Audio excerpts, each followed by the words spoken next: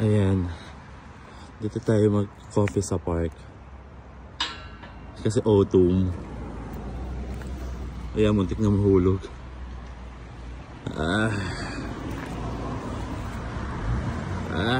Wait. Shine. Everything that I pray, praise the Lord. Worship Christ. Ano ba sa... Di ba yun yung kanta doon? Everything that I do, praise the Lord. Worship Christ. This is autumn. Kape tayo from the Philippines. Ang arte. Sa labas pa talaga nagkape si Bakala. Oh, ganda ng view. Oh, diba? Yung bahay namin ayun sa kabila. Bagong lipat na ako. Ando dun. Everyone worship like us, Lord. Ang ganda. Wait. Papakita ko. So, rest day natin today for today's mini vlog. Mini vlog lang to pero aartehan na natin yung mini vlog na. Oh! Autumn ng peg. Actually, last year, nag-photoshoot na ako dito eh.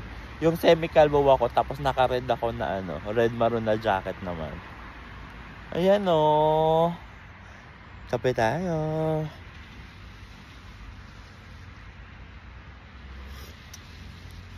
Bakit ba tayo nagkape pa tapos mainit na tubig tapos hihipanin mo lang din naman? Eh, ibang alam kong hinihip, biniblow. Ano daw? Ang ganda, oh. Yung magkakape ka lang, tapos matutulala ka lang. Matutulala ka, wala ka naman ng pera.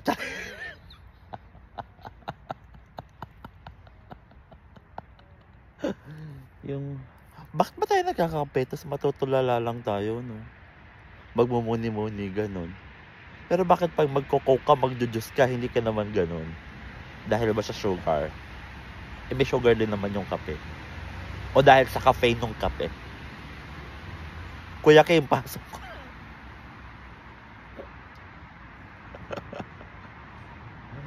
Ewan ko ba? Bakit ganun, Tapos hihipanin mo yung kape.